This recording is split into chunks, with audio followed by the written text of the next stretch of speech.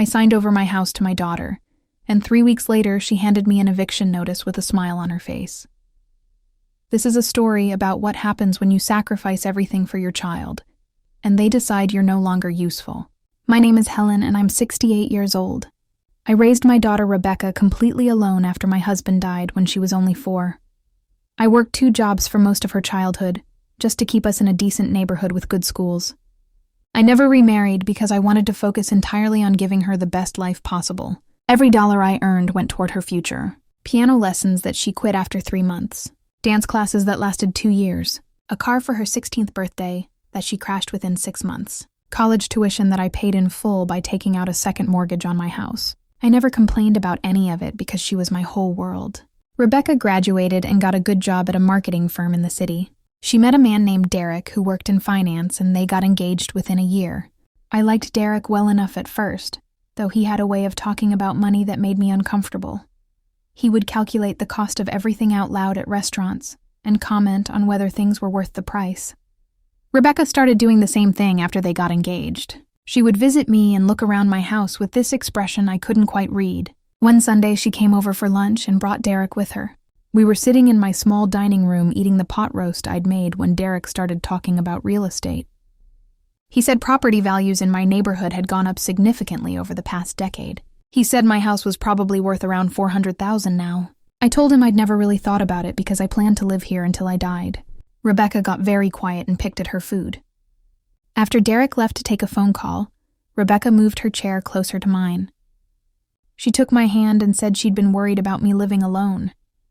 She said the house was too big for one person, and the maintenance was probably becoming too much. She said she and Derek were looking to buy a larger place before they started having children. She said it would make so much sense if I signed the house over to her, and then just lived in the guest room.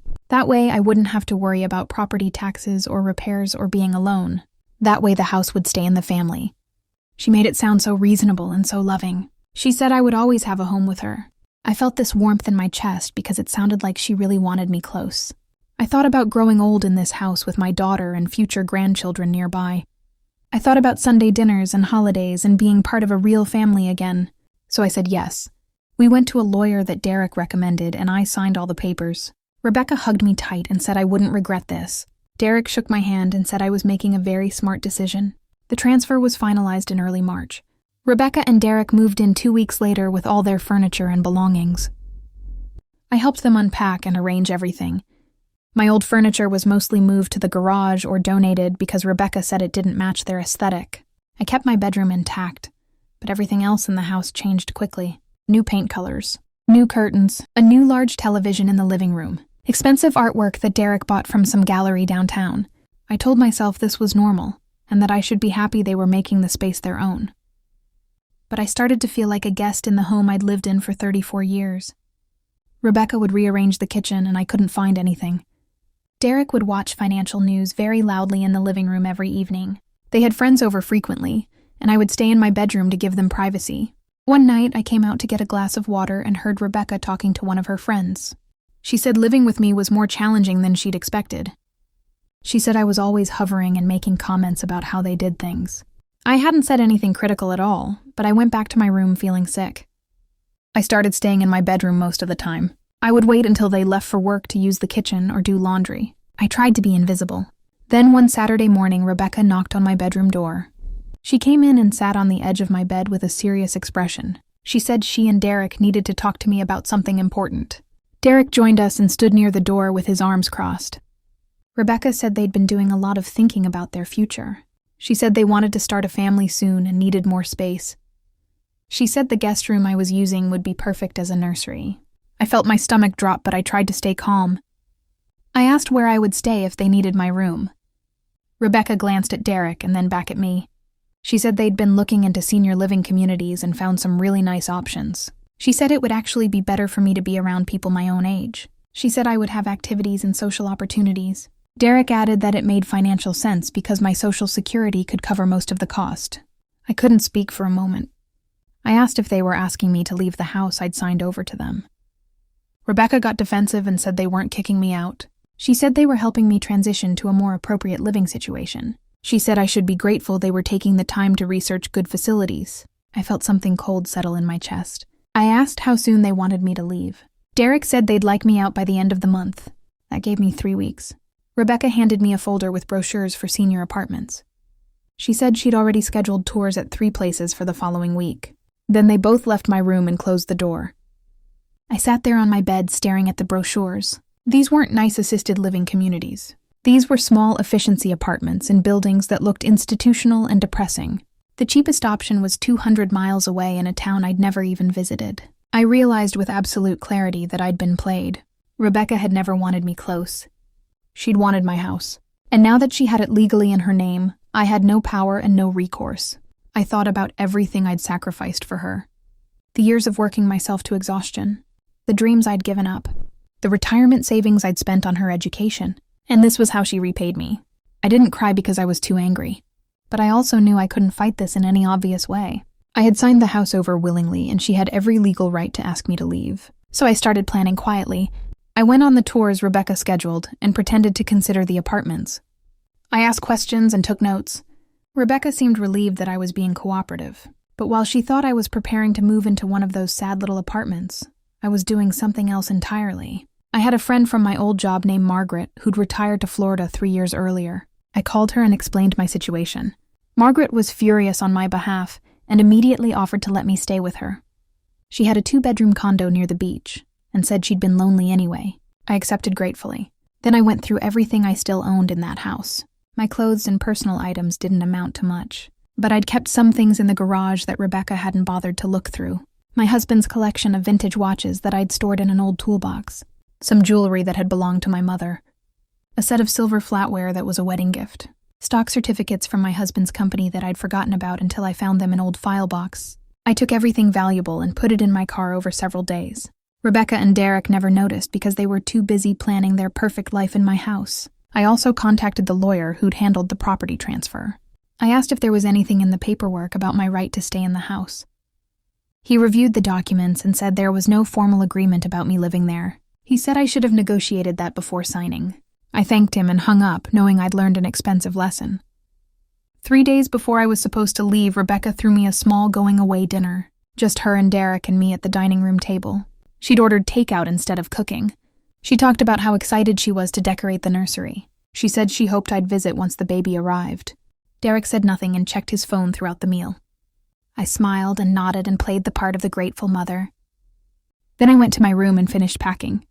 On my last day, I loaded everything into my car early in the morning. Rebecca was still asleep when I carried out the final box.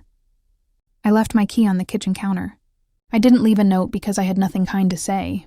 I drove to Florida and moved in with Margaret. She helped me settle into the 2nd bedroom and took me to the beach that first afternoon. I felt lighter than I had in months. Over the next few weeks, I started putting my life back together. I took my husband's watches to an appraiser and discovered they were worth nearly $40,000. The stock certificates were still valid and worth another $35,000. My mother's jewelry appraised at $12,000. I suddenly had money I didn't know I'd possessed. Margaret suggested I talk to a financial advisor. I met with a woman named Susan, who helped me invest the money properly. She said if I was careful, I could live comfortably on the returns plus my Social Security. I wouldn't be rich, but I wouldn't be dependent on anyone. Rebecca called me twice in the first month. Both times she asked how I was settling in. She didn't ask for my address and I didn't offer it. She mentioned casually that they'd started renovations on the nursery. She said Derek got a big promotion. She never once apologized or acknowledged what she'd done. I kept my responses brief and polite. Then the calls stopped coming. I heard nothing from her for 6 months. Margaret and I developed a routine. Morning walks on the beach, afternoons reading or visiting local museums, evenings cooking dinner together and watching old movies. I made friends with other women in the condo community. I started taking a watercolor painting class. I felt happier than I'd been in years. Then one afternoon, my phone rang with Rebecca's number. I almost didn't answer, but curiosity got the better of me. Rebecca's voice sounded strained. She said she had news and wanted to tell me in person. She said she and Derek were going to be in Florida for a conference next month. She asked if she could visit. I told her I'd think about it and call her back. Margaret said I should tell her no, but part of me wanted to see her face when she saw how well I was doing. So I called back and gave her my address. She arrived on a Saturday afternoon in a rental car. She looked tired and thinner than I remembered. I invited her in and introduced her to Margaret. Margaret was coldly polite and then excused herself. Rebecca sat on my couch and looked around the condo. She said it was nice. She asked if I was paying rent to Margaret. I said that was none of her concern. She flinched at my tone. Then she started crying. She said she was pregnant but having complications. She said Derek had been laid off despite the promotion he'd bragged about. She said they were struggling with the mortgage payments on the house. She said she didn't know what to do. I sat across from her and felt nothing. No sympathy, no urge to fix her problems. I let her cry for a while, and then I asked why she was really here. She wiped her eyes and said she needed help. She said they might lose the house if they couldn't make the next few payments. She asked if I had any money saved that I could loan them. I almost laughed. I asked if she was seriously asking me for money after throwing me out of my own home. She said it wasn't like that. She said she'd really believed I would be happier in a senior community. She said she never meant to hurt me. I told her she was lying. I told her she'd planned the whole thing to get the house. I told her she'd used me and discarded me the moment I was no longer useful. She started crying harder and said she was sorry. She said she'd made a mistake.